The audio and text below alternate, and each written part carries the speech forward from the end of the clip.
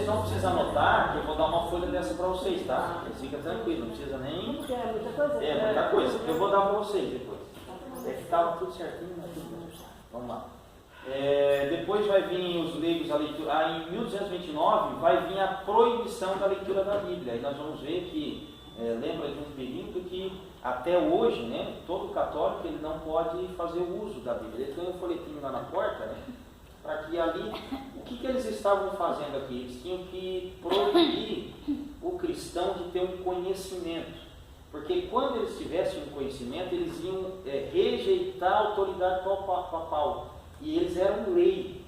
Aí no período da Inquisição, vocês vão ver, a Igreja Católica é a igreja mais rica do mundo. Porque todas as riquezas dos cristãos da época que foram mortos, eles eram transferidas para a Igreja Católica. Por exemplo, eu era católico, mas a Juliana era minha parente e ela se converte ao cristianismo. O que eu tinha? Eu queria um pouquinho de dinheiro. O que eu fazia? Eu ia lá, denunciava a Juliana para o papado. Eles iam lá fazer uma vistoria. Juliana, tu se converteu? Eu se converti. Então é o seguinte, com a minha denúncia e a morte dela, eu ganhava a metade dos seus bens, e a metade ia para a Igreja Católica. Então eles pegavam uma carta e deixavam em cima de uma mesa e começavam os instrumentos de tortura. Se ela aceitasse o Papa, como ela fazia uma carta, uma declaração, senão ela era morta e a metade da riqueza ou dos bens dela passavam para o denunciante. Então foi um período que muitos cristãos foram dizimados por conta do regime papal. Eles não são essas belezinhas que eles demonstram ser, não. Esse negocinho de desce do Papa Móvel, pega um bebezinho, e agora ele diz que Jesus ele falhou como homem. Misericórdia. Mas isso é bom. Também é bíblico. Isso é bom, isso é bom. Isso é bom eles disseminarem isso. Eles têm que, na verdade, eles vão se revelando quem eles são. Mas só que os católicos é tudo normal, eles entendem que Jesus falou mesmo e vai embora. Festa do Sagrado Coração começa em 1303, a Igreja Católica Apostólica Romana é proclamada como sendo a única e verdadeira, e somente nela o homem pode encontrar salvação. Em 1311, a profissão do Santíssimo Sacramento e as orações da Ave Maria. 1414, definição da comunhão com um só elemento, a hóstia. O uso do cálice fica restrito aos sacerdotes. Na Igreja Católica só eles tomam vinho, né? Os católicos não tomam. O pastor, isso aí eu combati com a minha irmã uma vez, porque a Bíblia fala que não comer do corpo e do sangue Sim. não tem parte. E ninguém pode fazer isso por mim. E lá eles elegem o padre, né? Para tomar o sangue de todos, né? E depois vocês vão ter uma folha dessa, nós vamos pegar todas as referências que vai refutar todas esses dogmas deles, vocês anotam na frente depois. Quarta-feira que vem eu trago impresso para vocês. Definição da comunhão um só elemento, tá? Os 7 sacramentos, o dogma purgatório, são transformados em artigo de fé. 1546, conferida a tradição autoridade igual à da Bíblia, ou seja, eles vão dizer assim, que a Bíblia ela não tem valor sozinha, se ela não estiver passando por uma interpretação papal. Ou seja, a Bíblia ela é um livro qualquer, se ela não tiver a interpretação de um Papa. E isso nós vamos entender que a Bíblia é inerrante, é infalível. O senhor não esquece também. Aqui não, lá está anotado. Isso aqui eu só imprimi que na corrida que eu tinha ali, eu peguei da internet, na verdade. Declara que a missa é a oferta propiciatória e confirma-se o culto aos santos. Ou seja, cada período que eles participam da ceia, era como se eles estivessem pagando os seus pecados. Nós vamos falar sobre a transubstanciação e consubstanciação, é um termo da Igreja Católica. É estabelecida a canonicidade dos livros apócrifos em 1573. Aí vamos falar um pouquinho de cada um dos livros apócrifos. Definição do dogma da Imaculada Conceição Maria, ou seja, ela tem os seus dogmas, né? Declaração da autoridade temporal do Papa, declaração da infabilidade papal, ou seja, o Papa ele não tem falha. A Assunção de Maria transformada em artigo de fé. Então nós vamos falar um pouquinho hoje só sobre a questão do Papa. Abra a tua Bíblia para mim, Mateus 16 e 19. Isso é um texto que eles têm para fundamentar que Pedro, na verdade, ele é a base de sustentação da igreja. Esse é um texto bem conhecido, né? 16 ao 19. Quem achar pode ler para nós.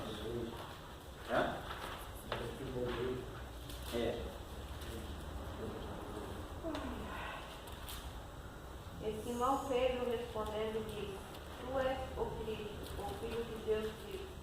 E Jesus respondendo disse: Bem-aventurado és tu, Simão Barjona, porque tu não me revelou a carne e sangue, mas meu Pai que está no céu.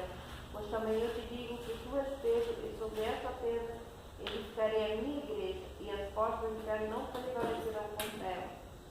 Ou seja, isso se tu conversar com um católico que entende um pouquinho de Bíblia, tem alguma noção, que na sua maioria eles não têm, a primeira coisa que eles vão argumentar é que Pedro foi o primeiro Papa estabelecido.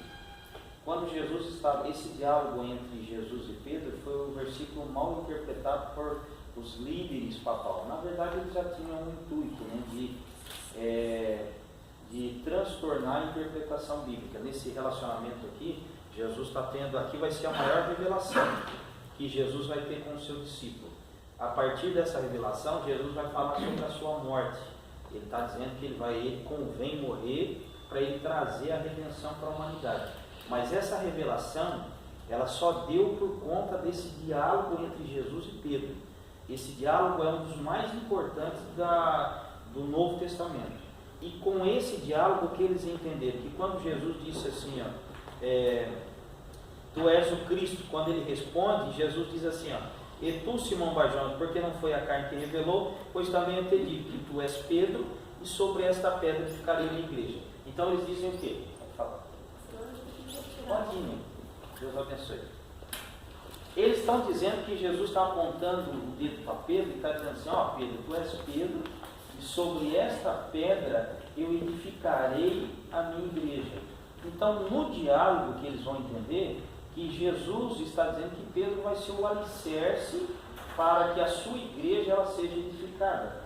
Que Petros, na verdade, é um fragmento, é uma rocha, não é pedra, que dá um significado diferente para o texto. Então, Jesus não está apontando para Pedro, mas Jesus está dizendo para ele mesmo, tu és Pedro, e sobre esta pedra eu edificarei a minha igreja. Só que o texto não é bem claro, ele não está mostrando Jesus apontando para Pedro, e nem Jesus apontando para si mesmo. Aí vem o cuidado da interpretação textual. Como que nós vamos fazer? Se tu chega em uma casa e eles vão falar assim, não, mas está aqui, a Bíblia está dizendo que Jesus falou que tu és Pedro, porque o texto não é claro.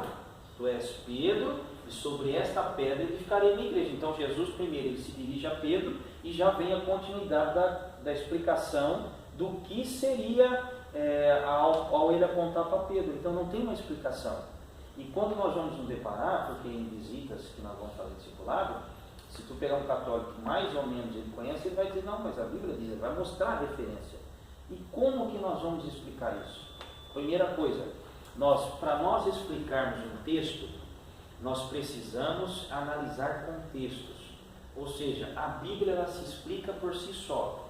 Então esse texto ele não é claro, certo? Ele não explica nada. Porque nós não estamos vendo o movimento das mãos. E como que nós vamos explicar que Jesus estava referindo a ele e não a Pedro? Aí nós vamos ter que buscar entre a Bíblia outros versículos que vai falar quem é a pedra. Vocês estão entendendo? Então, quando nós vamos fazer uma interpretação do texto, nós temos que pegar, mas então vamos ver. Eles estão falando sobre pedra. Então, para confirmar isso, eu tenho que ter pelo menos mais 2 ou 3 versículos que falem que Pedro é uma pedra, ou procurar mais uns 2 ou 3 versículos que falem que Jesus é uma pedra, para que nós então podemos pegar esses versículos e confrontar com o texto de Mateus 16. Aí nós vamos entender o que o texto estava dizendo. Caso contrário, nós vamos formar uma doutrina ou um dogma errado, deturpando a originalidade do texto. Isso fala sobre exegese. Exegese é o quê? Você entender o que o texto está dizendo, não interpretar do jeito que eu quero. Então é umas referências que nós vamos fazer. Mas, professor, e se fosse partir do princípio assim, que a gente aceitaria essa tese, vamos supor, Certo. não como igreja, organismo, mas como organização. Porque Certo. na verdade eles estavam ali agora naquele momento com esse intuito, né, de formar a igreja como uma organização, certo? Então assim, sim, porque até então não existia, mas eles começaram qualquer casa, em qualquer lugar, né? Certo. Só que agora eles já estavam incumbidos dessa tarefa, né? De formar como organização. Na Como o verdade. senhor falou, porque como não tem como gesticular sobre ele, igual ao texto de Pedro, ama-os mais do que a esses, né? E não sabe sobre o que ele estava se referindo, não agia ali. Então, assim, vamos partir do princípio que a gente aceite que Pedro realmente deu início a tudo isso aí. Certo. E não dá para a gente confrontar falibilidade, né, do homem com a perfeição do Cristo, sendo o caminho. Porque Jesus é o caminho, a verdade e a vida. Né? Então não dá para a gente assim, só botar os dois assim, lado a lado e confrontar isso. Ó, Jesus é isso aqui, Pedro é isso. O que você quer aceitar? O perfeito, o verdadeiro ou esse que é falho? Não, é isso que nós vamos fazer, nós vamos confrontar. Oi? O verdadeiro Pedro disse que ele diz assim, mas Jesus voltando para ele, que era Pedro, disse: afasta de mim, Satanás, tu és para mim um escândalo e tens pensamento, teus pensamentos não são os teus, mas dos homens. Por isso que temos que analisar. Aí o que eles pegaram? Eles pegaram um versículo, porque todo dogma, o que é dogma? Aquilo que eles pensam sobre a Bíblia. Eles vão pegar um versículo isolado. Então você observa, isso eu estou falando do versículo que eles pegaram. O próprio contexto vai refutar. Mas além do contexto, nós temos provas bíblicas para dizer quem é a pedra.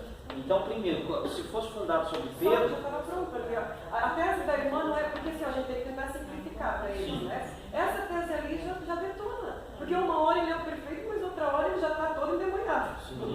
Né? Então, por isso que nós temos que entender assim, saber explicar. Então, quando eles falam assim, mas está dizendo lá, vamos ler, aí tu pede para eles, lê o texto para nós. Aí eles vão ler, que quando eles estão lendo, eles não estão prestando atenção no que eles estão lendo, né? Aí eles vão ler, tu és escrito sobre essa pedra. O que tu entendeu sobre o assunto? Eles vão dizer, Jesus estava dizendo que ele era Pedro e que sobre Pedro e ficar a igreja. Então o que nós vamos fazer? Vamos analisar isso, vamos analisar o contexto. Primeiro, Jesus estava falando sobre o quê? O que Jesus estava falando? Ele vai edificar a igreja. Então a igreja já existia? Não, a igreja ainda não existia. Aí nós vamos perguntar, quem é a igreja? Qual é a instituição igreja? Aí nós vamos começar a abrir um leque com eles. Porque na mentalidade das pessoas, o que eles entendem como igreja? Essas paredes e uma placa com o nome da instituição. Então, na mentalidade de quem está sendo discipulado, a igreja são as denominações. Só que o Senhor aqui vai edificar a igreja universal. Que cada um de nós somos uma igreja. Então, essa igreja, se Jesus está falando sobre o ser pessoa, então como que a igreja seria fundamentada sobre um ser pessoa, se é uma pessoa igreja? Olha que confusão textual. Dá até um negócio ruim na cabeça, né? Mas é uma confusão. Porque como que Jesus está dizendo assim, sobre Pedro eu edificaria a minha igreja, se ele não está falando sobre parede? Ele está falando sobre pessoa. A igreja de Jesus é pessoa. Eu virei buscar a minha igreja. Então a igreja não é parede. Então eles entenderam que Pedro agora é o alicerce da organização católica, apostólica romana. E o próprio texto vai desmontar isso. Porque se fosse sobre Pedro, a igreja falia antes da inauguração. Porque Pedro não negou Jesus antes de ser inaugurada a igreja no Pentecostes.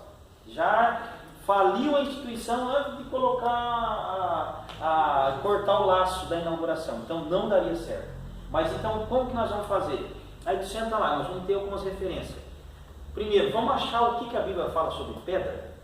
Então nós temos que pegar. Claro que pedra na Bíblia tem inúmeras, mas nós precisamos de pedra que fala sobre Jesus e pedra que fala sobre Pedro. Então nós vamos encontrar as pedrinhas lá que Davi pegou no seixo lá no ribeiro, 5 pedrinhas, que cada um bota um nome maravilhoso, Deus forte, conselheiro, príncipe da paz, Pai da eternidade, né? Mas não está falando assim bem claro sobre Jesus? Não. Então temos a pedra lá que estava no sepulcro de Lázaro, mas está falando sobre pedra Jesus ou pedra Pedro? Não, então não serve essas pedras para nós. Nós precisamos de pedras que sejam adjetivadas à pessoa de Jesus ou à pessoa de Pedro para nós confrontar o texto. Isaías não fala alguma coisa sobre isso, não? Isaías não fala alguma coisa sobre isso. Daniel vai falar um texto mais claro que está anotado, eu vou passar para vocês, Daniel 2:34. Quem achar, vê lá para nós. Primeiro nós vamos falar sobre uma pedra. Essa pedra aí, ela não está na terra. É uma pedra que está no alto. Daniel 2:34. Quando estava olhando, Pode ler. quando estavas olhando, uma pedra foi cortada sem auxílio de mãos. Feriu a estrutura nos pés de ferro e de barro, e os esmiuçou. Ou seja, Daniel está tendo uma visão de uma pedra que foi cortada sem auxílio de mão. E essa pedra vem do alto. Para Jesus fundamentar, se Jesus é um ser espiritual, para ele fundamentar a sua igreja, não pode ser em cima de pedras terrenas, alicerces terrenos, porque a igreja desmorona. E essa pedra, ela vai ser a abertura para nós encontrarmos a essência. Essa é a essência da pedra. Agora nós vamos encontrar se Jesus vai ser registrado como pedra. Então a pedra de Daniel está falando sobre Jesus. Uma pedra que é cortada assim na mão dos homens. Então, ó, é uma pedra que ela não tem nada com a questão humana. Porque se a igreja fosse fundamentada sobre questões humanas, ela já teria falido no período da perseguição. Mas vamos lá, para nós correr, porque nós não vamos se deter em tudo isso, e depois vocês vão ter os versículos. O apóstolo Paulo vai falar quem é essa pedra. Vamos ler lá, somente um texto, depois vocês vão ter as demais referências. Romanos 9:33. Abre para mim, outra irmã, já deixa aberto para mim, Atos 4:11. Isso, 9:33. Como está escrito, eis que eu ponho em Sião uma pedra de tropeço, uma rocha de escândalo, e quem nela crer não será confundido. Paulo está falando sobre uma pedra. 1 Coríntios 10:10, ele já 10:10, ele vai falar. 1 Coríntios 10:4, melhor dizendo. Depois a outra irmã já pode ler para mais lá, Atos 4:11. Beberam todos de uma mesma bebida espiritual, porque bebiam da pedra espiritual que os seguia, é a pedra era Cristo. Ou seja, então, temos um versículo aí que está falando que a pedra era Cristo. Mas vamos lá, o próprio Pedro vai falar sobre uma pedra, que ele mesmo está sendo envolvido no texto. Lá em Atos 4:11, quem lê para nós? Este Jesus é a pedra rejeitada por vós, os construtores, a qual se tornou a pedra angular. Ou seja, lembra do discurso que está envolvido Jesus e Pedro? Então, Jesus está dizendo e o texto ficou obscuro. Mas agora nós temos em Atos 4:11 o próprio Pedro, que estava relacionado como fundamentação alicerce, ele apontando quem é a pedra. Então fica bem claro, precisa de um texto mais claro do que esse. Ele dizendo assim, ó, ele é a pedra. Tem um texto mais claro do que esse?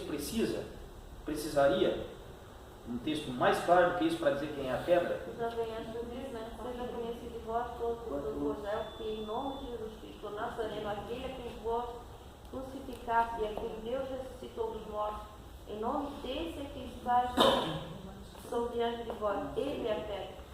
Ó, lê para mim, Marisa, 1 Pedro, ele vai falar lá em 1 Pedro 2:4. Ou quem achar aí mais rápido, 1 Pedro 2:4.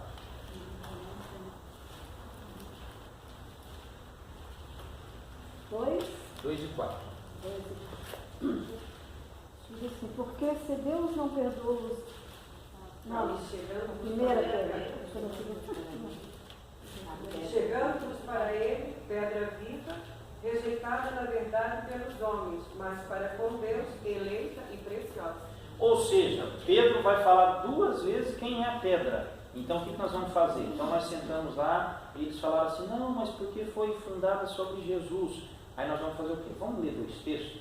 Vamos encontrar quem é a pedra? Aí vocês vão lá para Atos dos Apóstolos, mostra a pedra em Daniel, é uma pedra espiritual, que não pode ser uma pedra terrena. E nós vamos lá para Atos dos Apóstolos, o próprio Pedro falando sobre a pedra, em 1 Pedro capítulo 2, ele também falando quem é a pedra. Baseado nisso, aí como que a pessoa vai argumentar? Se a própria Bíblia está apontando quem é a pedra. Então por isso que o ensinamento, esse discipulado vai fazer o quê? Nós vamos dissuadir o conhecimento que eles têm acerca das coisas. Pastor, aí, mas o 5 também fala, vós também como pedra viva, sois edificados, casa espiritual. Casa espiritual. Não, vós Aí também as como pedrinhas. pedras vivas. Isso, aí nós vamos sobre o termo grego que ele usou falar, tu és Pedro, e sobre esta pedra edificarei a minha igreja.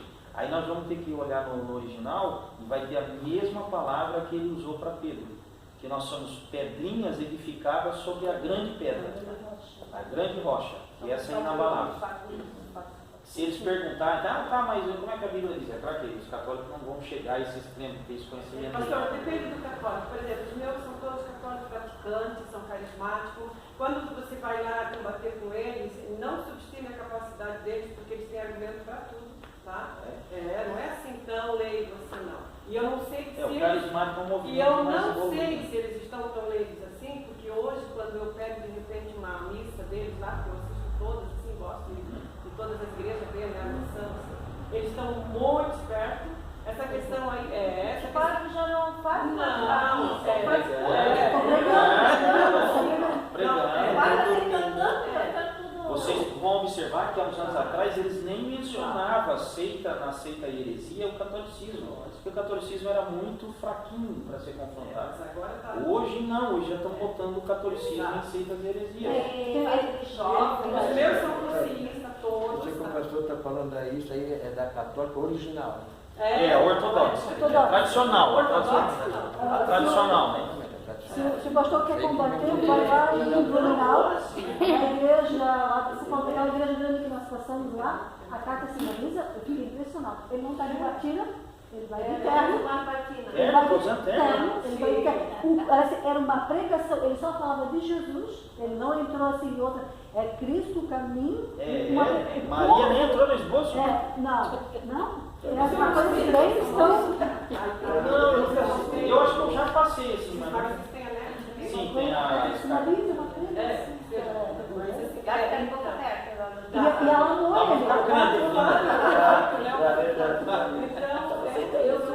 Pena como é que eles os ídolos dentro da pregação e o povo, ela disse que aquilo socou na rua, nas escadas. Porque quando chega no momento de confrontação, eles não aceitam. Quando chega lá no conteúdo. É que aí eles vêm interpretar aquilo que favorecem eles, não que Por isso que eu estou falando sobre aceitar essa tese e implantar Cristo, sabe? O caminho, a verdade, a vida, assim, enfatizar Jesus. E ali outra coisa, como o senhor falou dos sacramentos, do sete, mostrar pela palavra que na verdade são dois, né? Que é a ceia e o tentar confrontar eles. Não, por isso que nós vamos você vai ficar com uma apostila. Sim, não, eu só estou falando isso porque os meus, eles são terríveis. Por isso é bom, porque quando vocês forem em uma casa que vão identificar católico, leva a apostila do catolicismo. Vou dar uma apostila de cada religião para vocês. Aí fica mais fácil. Porque vocês vão guardar tudo na cabeça, né? Isso, eu gosto de estar falando catolicismo, mas aí tem outras áreas. Por exemplo, meu esposo. Não, mas nós vamos falar de não, é bom porque ela tem conhecimento dessa área, a Marisa está naquela área. Fala, irmão Luiz. Tem um argumento ali, quando, por exemplo, se eu chego diante do Senhor, se for que nós dois, o Senhor é Cristo, ou eu sou Cristo, o Senhor é Pedro. Jesus chegou para Pedro e disse, tu és Pedro. Então não tem como eu dizer assim, sobre essa pedra, não tem como isso, se você quiser falar para mais alguém. Os outros discípulos estavam juntos. Mas ele chegou direto para Pedro e disse, tu és Pedro. Aí eu não posso dizer assim, sobre esta pedra, não posso dizer isso para ele. Mas foi o que o pastor falou sobre o poder das mãos. Ele está retornando. É um retorno. Tu és Pedro sobre essa rocha.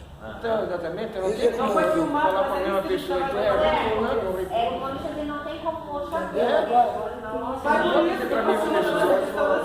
É por isso que tem texto que nós precisamos correr pela Bíblia para poder entender.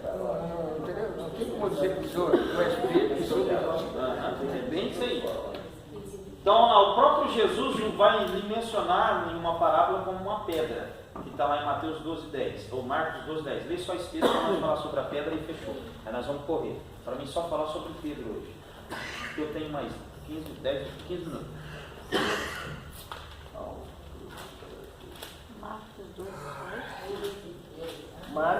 Mateus 12. Marcos, eu falei errado, Marisa. É Marcos 12:10. 12.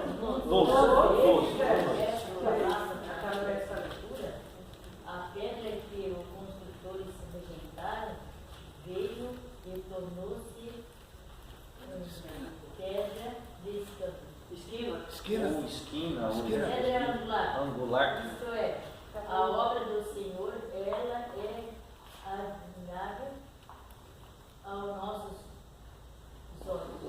Ou seja, esse texto aí, quem está falando é o próprio Jesus. Você vai ver lá no início da narrativa. O próprio Jesus está falando sobre ele mesmo como uma pedra rejeitada. É a cabeça da esquina. Isso. Então, ou seja, então nesse diálogo aí, então primeiro, o que eles querem saber? Que Pedro foi o alicerce para a construção da igreja. Então, hoje ele é o grande papa ali da Igreja Católica. Então, primeiro, aí nós temos uma análise. Então, a pedra, descobrimos. Aí nós vamos fazer a pergunta, tá, Pedro foi papa, foi o primeiro papa da igreja? Eles vão colocar ele como o primeiro papa instituído como o maior líder da Igreja Católica existente. Aí nós vamos perguntar, aonde que na Bíblia, primeiro, vai mencionar como Pedro o primeiro grande líder da igreja? Então, primeiro, nós temos que encontrar na Bíblia que Pedro foi o líder da igreja dos apóstolos. Nós temos que encontrar isso. Se Pedro foi o primeiro papa, então a Bíblia tem que dizer que ele foi o primeiro líder da igreja em Jerusalém. E a Bíblia vai dizer isso? Não. Vamos lá? Vamos ver Atos 15. Fala no Pentecostes, né? Isso, mas ainda assim ele não foi o maior líder da igreja.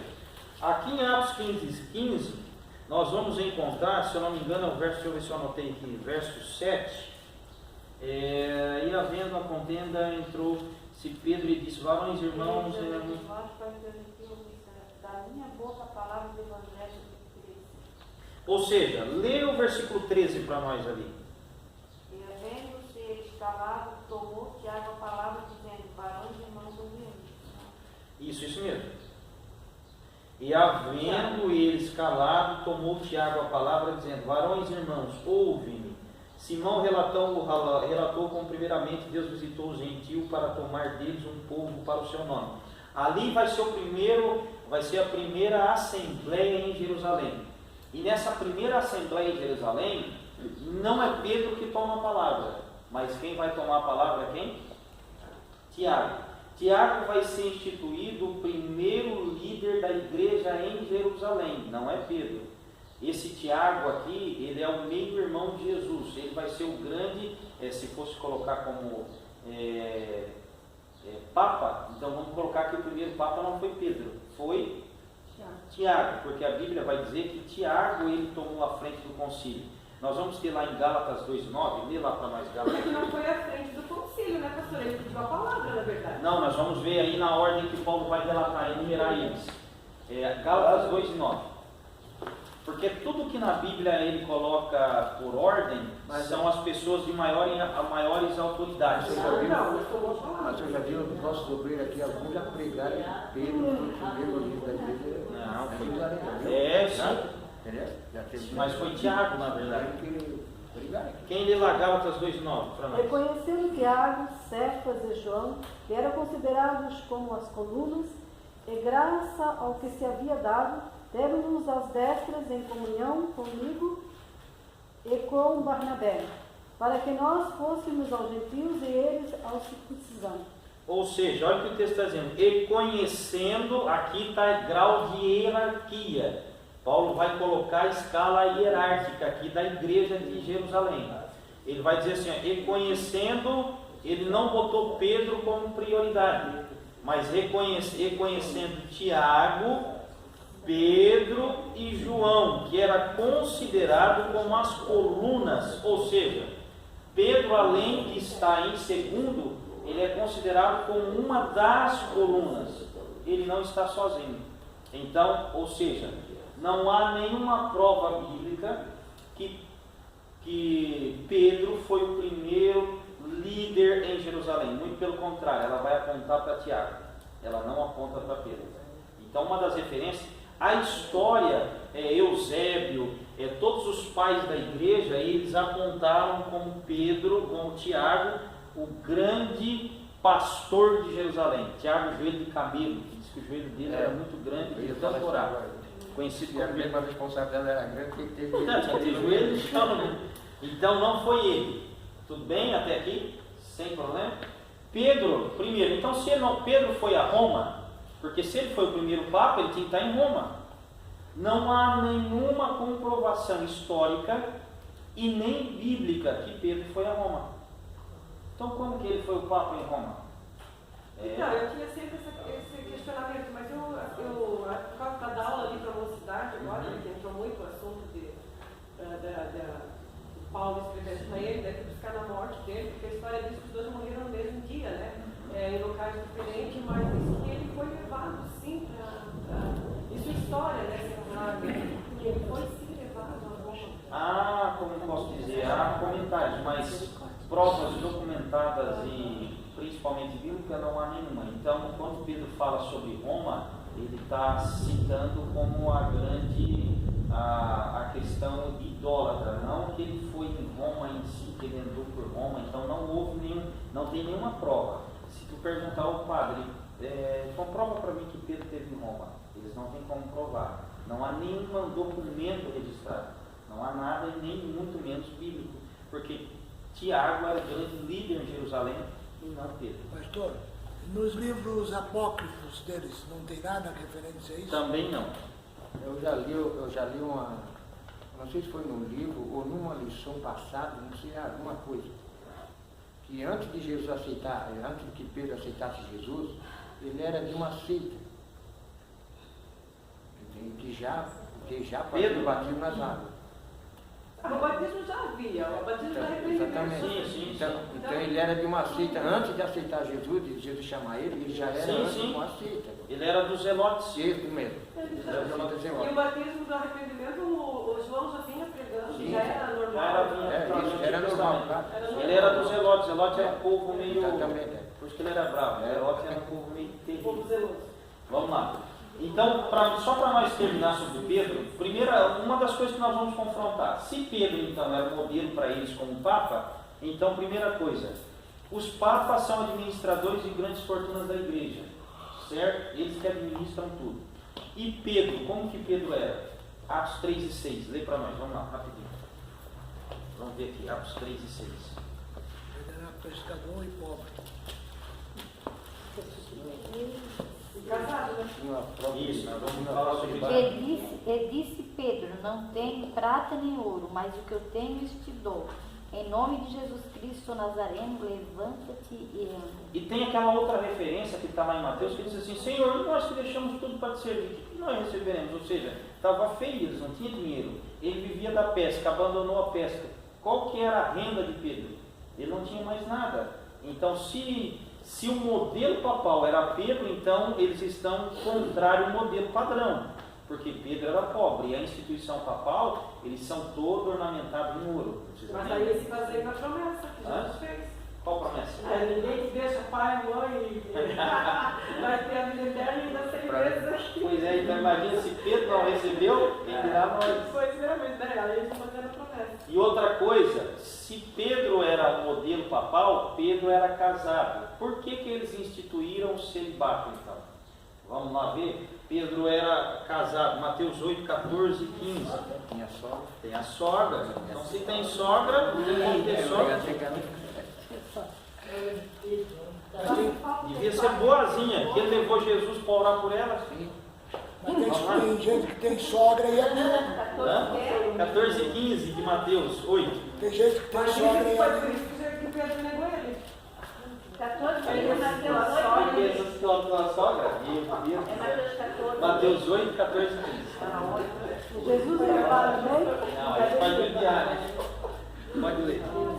Jesus entrando na casa de Pedro, viu a sogra deste jazendo com febre, e tocou-lhe na mão, e a febre a deixou, e levantou-se e serviu. Ou seja, aí tu vai lá, tá, o que é uma pessoa casada? A pessoa casada tem sogra? Tem. Então, se tem sogra, então é uma autenticidade que ele foi casado. Por que então os padres não casam? Se a própria Bíblia recomenda que o próprio líder que vocês assim institui, ele era casado, por que então veio o celibatário? Porque uma família gera muita despesa. Aí eles fazem todas essas atrocidades que está acontecendo Sim. Eles chegaram, fizeram uma reunião, vamos dizer assim, ó, eles não vão sustentar só o Lai. O Lai tem uma esposa e o Lai vai ter filha, é o que a Assembleia hoje as igrejas fazem. Então, para eles, como que a igreja pode ser beneficiada? Então, vamos cortar o relacionamento familiar. Então, eles vão viver para a igreja a questão financeira deles vai retornar para a igreja. Eles não têm filho. Eles dizem que para eles ganharem lá, eles têm que realmente conseguir arrecadar muito, daí eles vão crescendo no final a herança que eles têm retorna tudo para a instituição. Porque assim, um filho, que nem o Padre Marcelo, ele contou a história dele, né? Ele tem bens, mas daquele tipo católico, não sei o quê. Só que quando ele saiu para ser padre, a parte da herança dele já foi dada em vida e foi para a igreja. Todos que vão, a parte da herança deles vai tudo para a igreja. Porque é a igreja que vai sustentar e eles vão para a igreja. Na questão do celibatário, nós tivemos um pastor que trabalhou conosco, ele estava no seminário para ser padre. Eles tinham que todo dia de manhã entrar num tanque de água fria até a cintura, que era para mortificar a carne, para eles não ter desejo sexual. Então eles ficavam todo dia de manhã com água gelada até a cintura, para que eles não tivessem desejo sexual por mulheres. Eu vou mostrar se eu conseguir. Não funcionou. Se eu conseguir mostrar para vocês, foi descoberto em dos. Como é que chama o lugar que os padres tiraram aqui? Convento. Num convento tinha uma piscina, e quando eles vaziaram essa piscina, num convento lá na Europa, eles encontraram no fundo da piscina vários esqueletos de crianças no fundo da piscina. Porque tinha um convento dos padres e das freiras, e eles não entravam na água para dar uma esfriada na temperatura, eles se relacionavam, as freiras engravidavam, para não trazer escândalo na época, elas ganhavam o neném e sacrificavam na piscina. Mas ele para ser madre tem que ser mãe. Para ser madre tem que ser mãe? Por isso que esse papo agora está combatendo Mas tem que ser mãe. Aí eles dizem que de noite, aí fica grávida e ele Mas fica grávida. Era para ser o Espírito Santo. Aí a vida inteira atrás do convento era cheio de Sabe, eu tenho uma amiga que era terceira, chegou um dia dela ter que dormir com o Senhor. A madre foi Com o Senhor, padre? com o Senhor, sim, mas para elas é dito que agora elas estão indo para dormir com o Senhor. E quando ela chegou, Deus ficaram com o padre, né? Ali ela largou tudo e não quis Ah, o senhor padre, só esquecer de falar. Isso ela me contou. Mas vamos lá para mim, mais 3 pontos só para vocês ir para cá. Na Renata Freira tem essa possibilidade, não? Tem, lógico, isso fica tudo nervoso lá dentro. Vamos lá. Os papas frequentemente aceitam a adoração, só que Pedro, ele negou toda e qualquer adoração. Lembra lá que quando Cornélio foi se prostrar, ele disse assim, não, eu não vou pedir para vocês lerem, porque o Schumann já está botando esse texto para cá. Então ele negou a adoração, mas hoje o padre, o Papa em si, ele tem que ser adorado. Os papas consideram infalíveis nas suas decisões e decretos. São isentos de toda e qualquer repreensão. Mas Paulo vai dizer, eu resisti Pedro na cara. Ele foi sujeito à repreensão. Então, o modelo padrão deles de Papa não condiz com Pedro. É totalmente o contrário do que eles mesmos pregam. Então, mas nós não vamos continuar. Aí depois vai entrar em questão de purgatório, enfim. Mas o que nós vamos entender hoje? Então, qual que é a fundamentação deles? É Pedro. Então, Pedro, nós temos refutações para dizer que Pedro não tem nada a ver com aquilo que eles pregam. Primeiro, Pedro não é pedra e Pedro também não é o modelo papal que eles desenham hoje. Então é totalmente diferente. Pastor, eu tenho muito receio desse negócio de tirar os méritos, entendeu? Certo. Porque assim, ele tem seus méritos. Sim. Então, assim, por aí a gente tem que também. E outra coisa, porque acho que o mesmo erro nós temos com a Maria. Porque o pastor que me ganhou para Jesus, só ganhou para Jesus porque todos os crentes falaram muito mal. E eu era idólatra no extremo. Eu fazia serviço toda sexta-feira. Entendeu? E aí eles vinham e combatiam comigo. E eu amava Maria e eles conheci. Esse pastor chegou e eu comecei a contar para ele. Ele falou, mas você não, ele tem que ter cuidado de elogiar a Maria. Como a gente não, mas eu estou querendo dizer o erro que nós cometemos quando a gente começava a ver por lá pesada, né? Não, ela foi uma das. Imagina, em Jerusalém ela foi escolhida por Deus. Mas os outros não falavam isso. Ela tem as suas qualidades. Só que humanas, né? Que são uma qualidade humana. Não, que a salvação. Você não pode fazer uma